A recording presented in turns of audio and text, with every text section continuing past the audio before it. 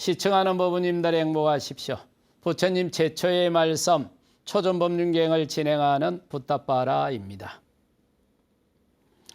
저는 부처님이 최상의 깨달음을 정덕한 곳 불교 최대의 성지 붓다가야 보리수 옆에 국제수행학교를 설립하고 선임양성 교육불사를 하고 있습니다. 현재 국제수행학교에는 인도의 어린 스님들이 신나게 공부하고 재밌게 수행하고 있습니다.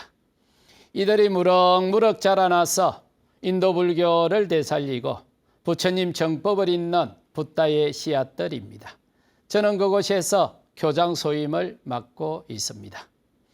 한국 불교도들의 많은 관심과 성원 그리고 선임양성 교육불사에 적극 동참해 주시기 바랍니다.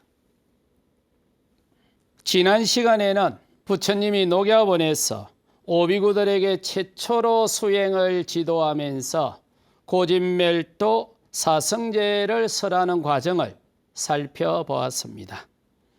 이번 시간에는 부처님이 녹야원에서 오비구들에게 팔정도 수행 체계와 고진멸도 사성제에 설하고 수행을 지도해서 그들이 모두 소따빠띠 즉 수다원 도가를 성취하는 과정을 함께 살펴보겠습니다. 설법을 일반적으로는 어른 스님이 법문하는 내용을 생각하기 쉽습니다. 그러나 부처님이 녹야원에서 오비구들에게 한 설법은 단순히 말로서 법문을 한 것이 아니라 수행을 지도한 것입니다. 초전법륜경을 한번 살펴보시죠. 세조는 탁발해온 음식을 먹고 난 뒤 다시 나머지 비구들에게 법을 설했다. 먼저 도에 든 세명이 탁발해온 것으로 아직 도에 들지 못한 2명과 부처님을 포함해서 6명이 생활했다.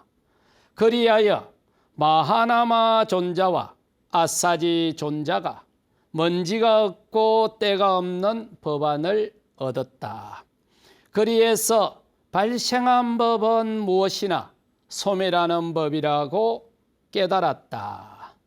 이 내용을 보면 녹야원에서 오비구들에게 최초로 법문을 했다라고 하니 우리가 일반적으로 생각하는 것처럼 말로서 법문을 한 것처럼 생각하기 쉽지만 오비구들이 부처님의 법문을 듣고 동시에 도가를 성취하지 않았다는 겁니다.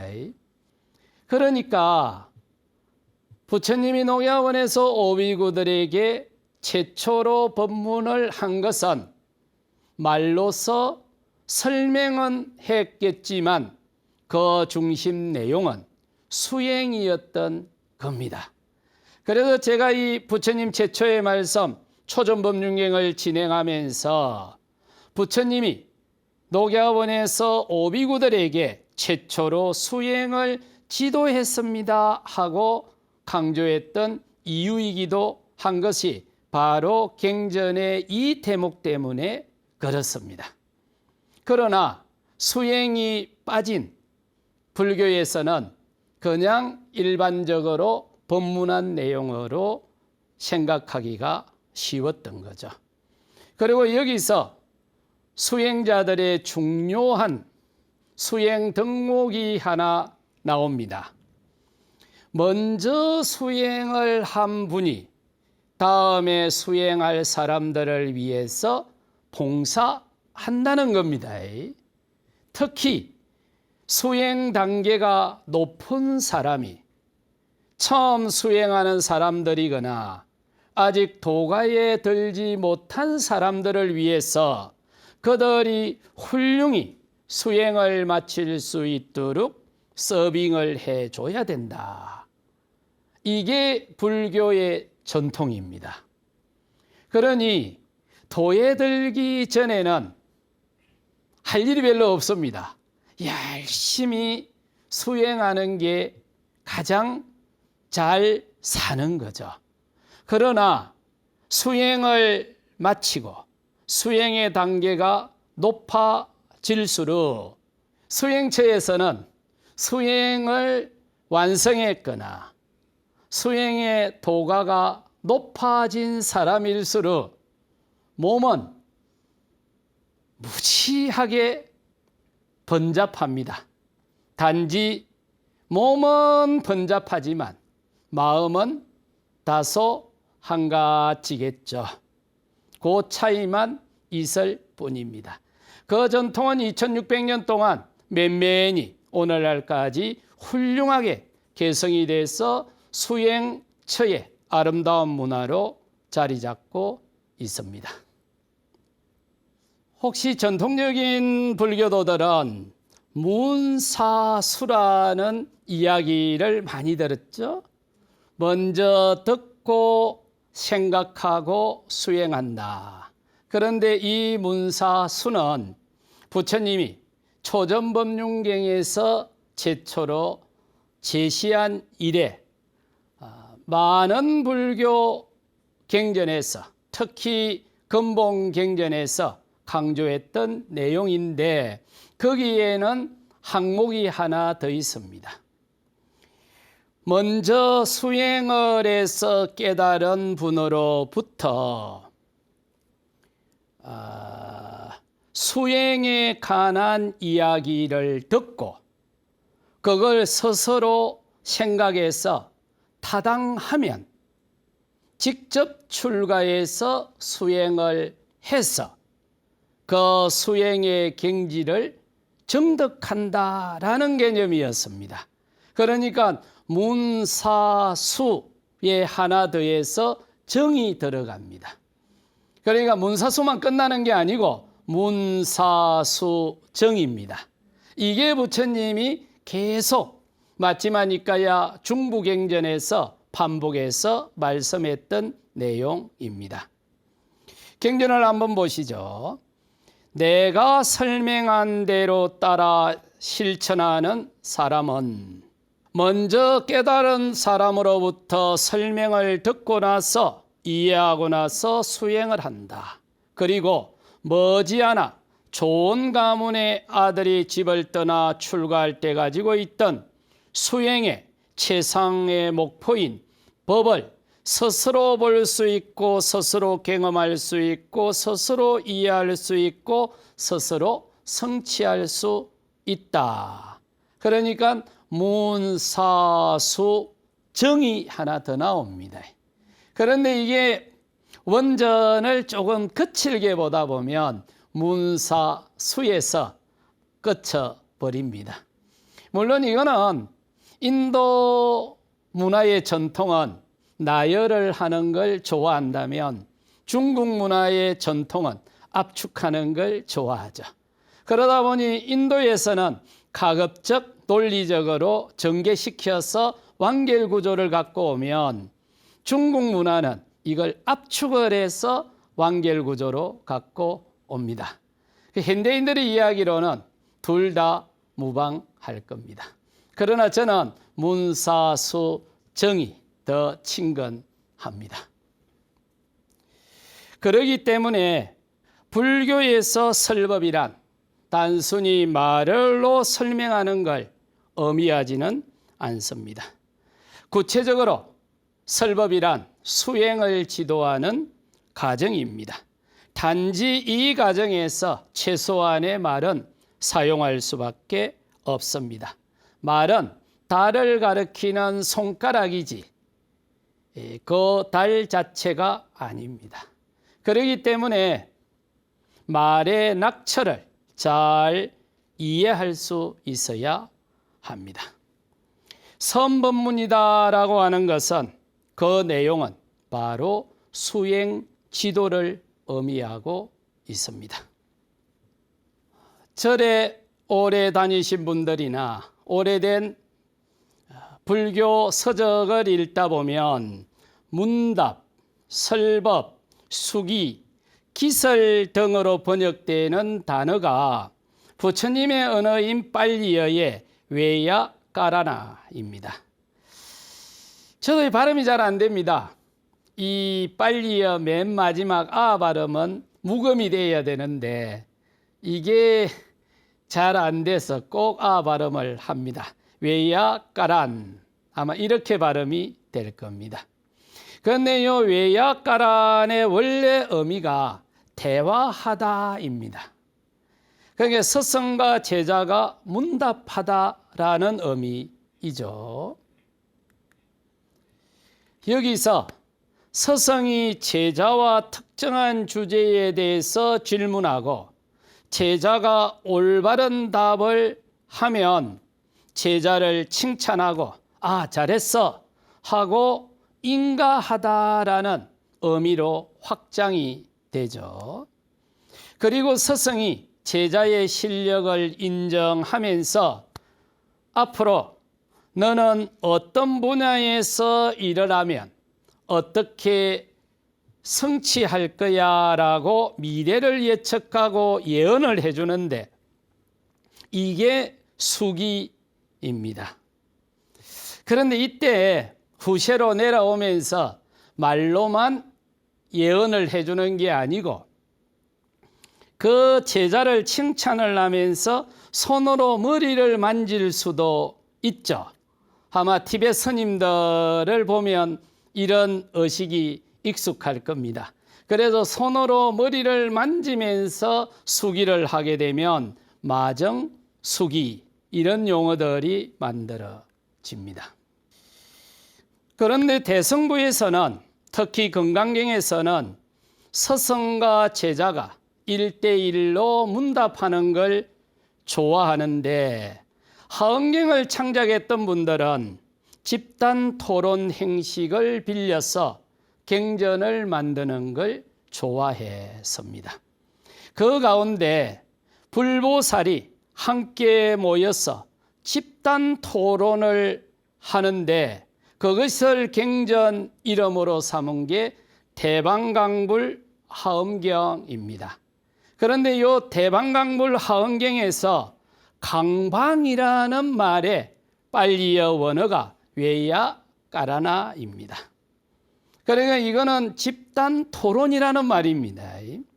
그래서 불보살들이 함께 모여서 집단 토론하는 모습이 지극히 엄숙하고 아름답다라는 의미가 하응경의 제목입니다. 얼마나 멋있습니까?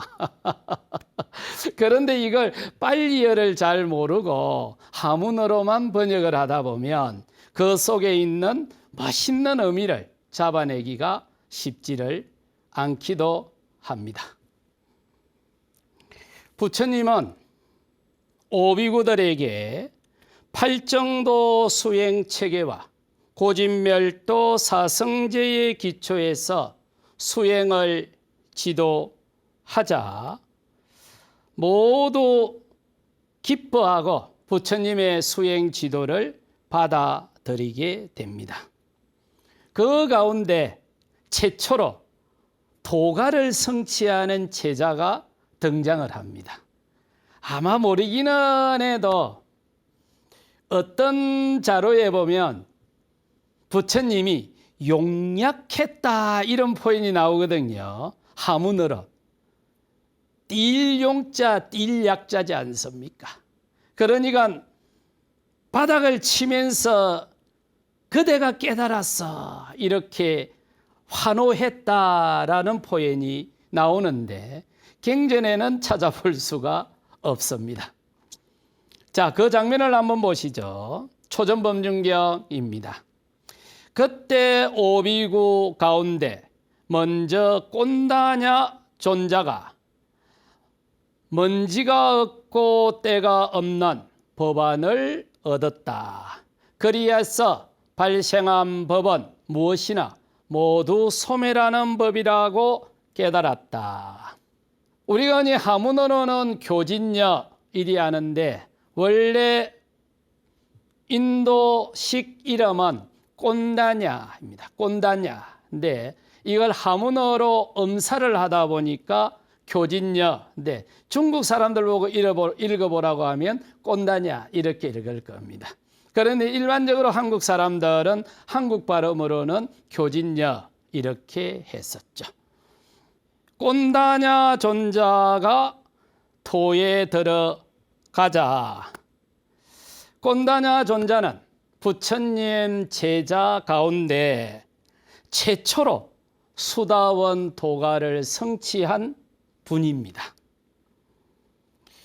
그래서 꼰다냐 존자는 부처님 이래 최초로 도가를 성취한 스님인데 부처님이 얼마나 좋았던지 꼰다냐가 깨달았어 이러신 거예요. 요 깨달음을 의미하는 단어가 안냐입니다. 안냐라고 하는데 이걸 붙여서 안냐 꼰다냐라고 하는데 이걸 하문으로 번역을 할 적에는 아약 교진여가 됩니다. 그래서 일반적으로 우리가 하문경전을 읽을 때는 아약 교진여 이리 하는데 부처님이 녹야원에서 오비구들에게 수행을 지도할 때 최초로 깨달음에 도달한 스님이었고 그래서 부처님이 네가 깨달았어.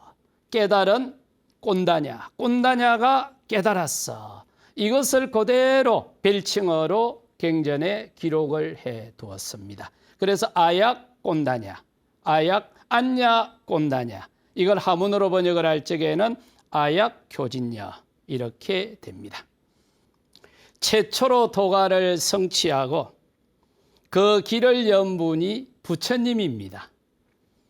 그런데 부처님이 보리수아에서 깨달았다라고 하지만 그거는 주관적인 진리를 깨달았을 뿐이었죠.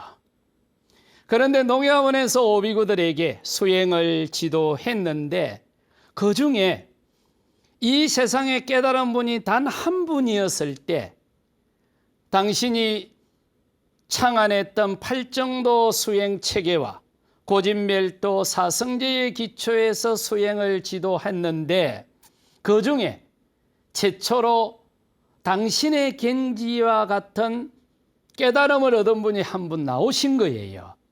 그러니 이것은 보리수아래의 주관적 깨달음이 녹야원에서의 객관적 깨달음, 보리수아래에서 주관적 진리가 녹야원에서 객관적 진리로 대전환을 하는 사건이 돼 버립니다.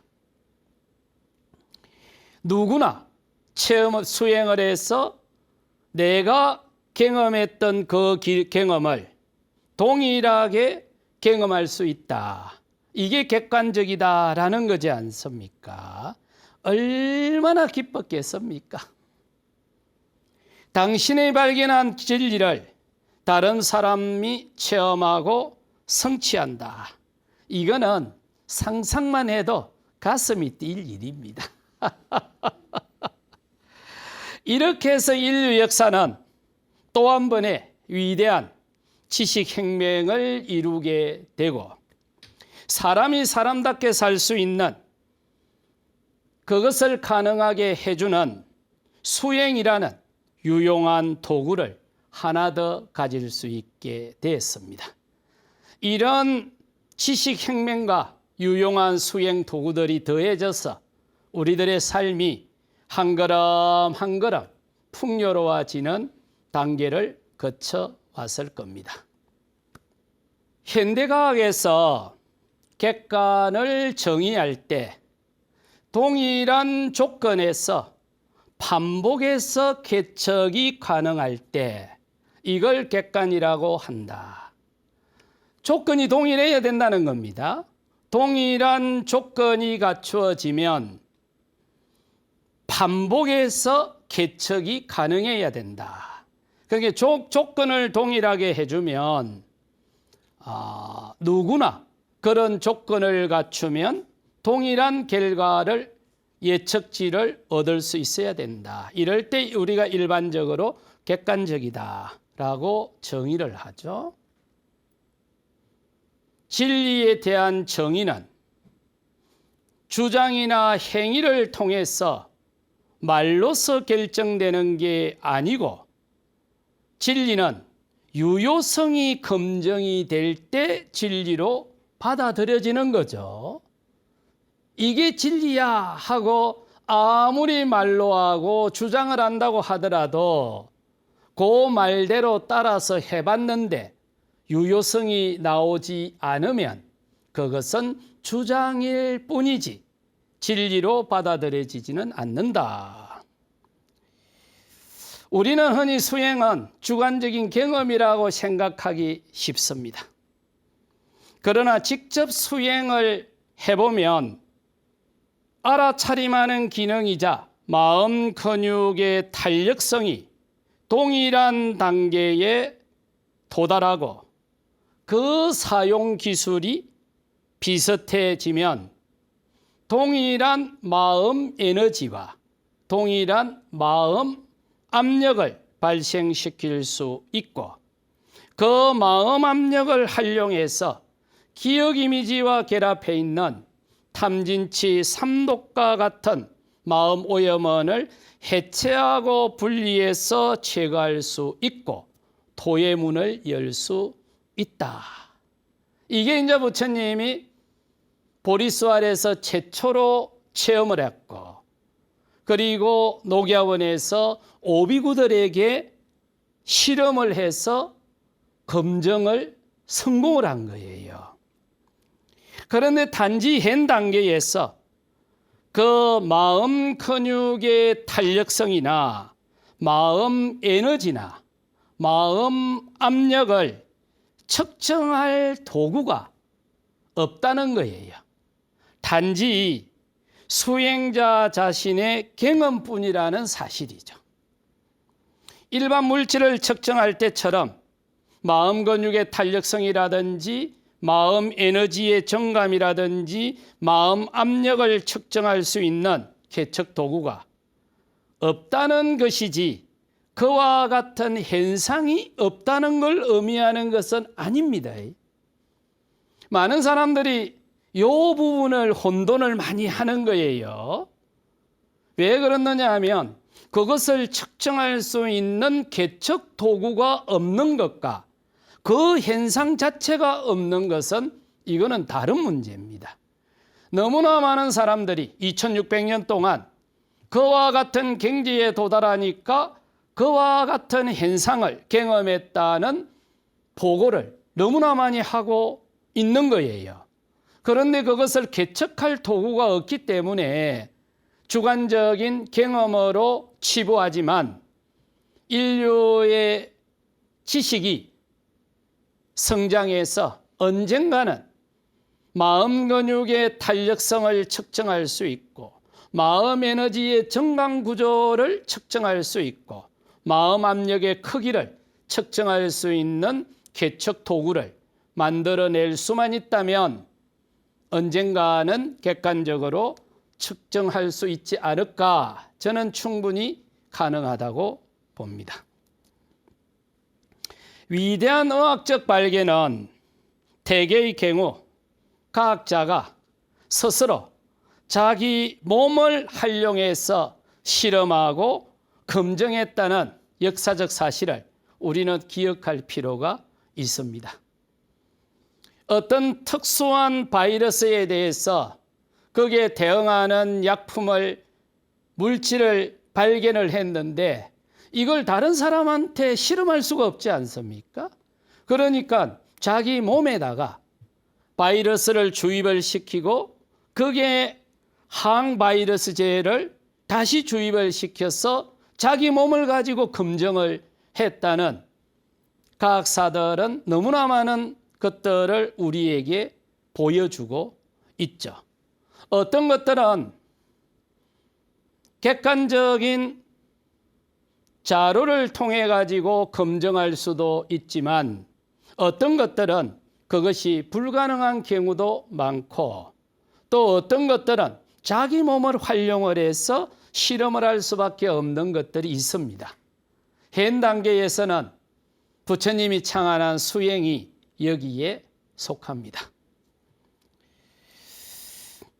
그래서 전 요즘 전통적인 의미에서의 물리학자나 화학자 또는 역학을 다루는 과학자들에게 그들이 직접 수행을 해가지고 마음 물리 특성이나 마음 화학 반응이나 마음 에너지나 마음 압력 등을 자신이 직접 수행을 해갖고 스스로 체험하고 자신이 체험한 경험을 과학의 언어로 표현을 해달라고 많이 권하고 있습니다.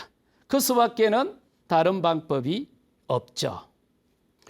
부처님은 수행 진보가 최고로 나아가서 도가에 들어갔을 때의 단계를 4단계로 나누고 도가에 들어가는 과정과 그 나오는 과정, 입구와 출구가 있는데 이걸 정형화해서 사상 8배 이렇게 이야기를 합니다. 그 첫 번째 단계가 쏟다 빠나, 흔히 수다원 도가라고 하죠. 두 번째 단계가 사카다 가미, 사다함이라고 하고 세 번째 단계가 아나가미, 아나함이라고 하고 네 번째 단계가 아라하트, 아라한이라고 합니다. 그런데 이거는 소모구자경에 따르면 도가의 단계에 따라서 제거되는 번뇌, 즉 아사바의 종류가 결정이 된다.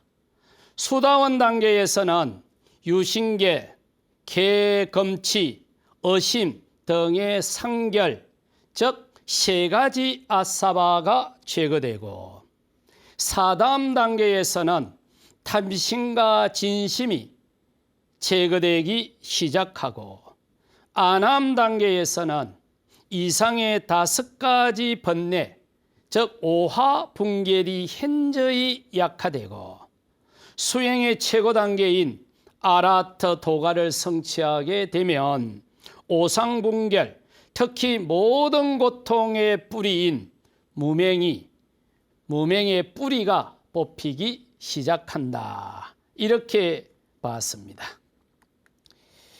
이걸 부처님은 4가지 도의 단계가 있고 그 들어가는 문과 나오는 문이 정확하게 구분이 됩니다. 그래서 들어가는 문과 나오는 문을 포함을 해서 사상 8배라고 이야기를 했던 거죠. 그러면 저 사람이 수다원에 들었어, 저분이 사담에 들었어, 이렇게 표현을 할 적에는 말로서 규정을 하는 것이 아니고 정확하게 그 도에 들었다는 사인보드 팻말을 보고 와서 그 팻말을 봤습니다 하고 보고를 해야 인정을 해 주는 겁니다. 그러면 그 사인보드가 어떤 거라고 경전에 나와 있습니까? 경전뿐만 아니라 중국의 조사 스님들도 그 부분에 대해서는 입을 다뭅니다. 왜 그러느냐 하면 가짜 도인, 유사 도인이 나올 것을 염려해서. 그래서 어떤 사람이 내가 수다원에 들었습니다 라고 하면 정확하게 수다원 이상의 경지에 든 분들이 그분을 점검을 하죠. 그래서 그 사상 8배의 사인보드를 터치하고 왔는지 안 왔는지를 점검을 해보면 정확하게 알 수가 있습니다. 그래서 도에 들었다라고만 했지 어떤 도에 들었다까지는 이야기하지만 들어가는 과정과 나오는 과정에 대해서는 설명을 하고 있지 않습니다. 단지 그 경지를 경험한 분에게만 대중들 앞에서 설명을 하는데 대중들은 이해하지 못하게 됩니다. 왜냐하면 경험을 해보지 못했기 때문입니다. 이 부분은 다음 시간에 좀 더 자세히 설명을 할 기회가 있을 겁니다. 수다원, 사담, 아남, 아란, 도가를 성취할 때는 각각의 단계마다 도에 들어갈 때와 도에서 나올 때는 반드시 무상고무아의 삼법인을 체험하게 됩니다. 이때 수행자가 체험하는 삼법인의 수준을 통해서 도가의 단계를 판정할 수가 있는 거예요. 마침 예를 들면 도공이 가마의 불꽃 색깔만 보고도 대충 가마 속 온도가 몇 도인지를 알 수 있는 것처럼 무상고무아를 어떤 형태로 체험했다고 표현하는지에 따라서 그분의 도의 단계를 정확하게 알 수가 있습니다. 부처님은 또 이 수행의 단계를 오안으로 설명을 하기도 했습니다. 천안, 유관, 천안, 해안, 법안, 불안. 유관은 일반적인 안목, 천안은 수행을 해서 도에 이르는 5분의 2 지점에 도착을 하면 오신통이 나오기 시작을 하는데 이때부터의 안목을 천안이라고 합니다. 해안은 정확하게 규정은 되어 있지 않습니다만 수행을 통해서 나오는 안목, 그리고 아란도가에 들면 심해탈과 해해탈을 이루었다라고 봐서 해안은 아란도가를 성취하고 난 이후에 나오는 안목으로 짐작을 합니다. 그리고 법안은 수다음, 사다음, 아나함의 유학의 단계에 든 안목입니다. 그리고 불안은 수행의 최고 단계인 아란토가를 성취한 안목입니다. 따라서 불안과 해안은 같다고 보셔도 됩니다.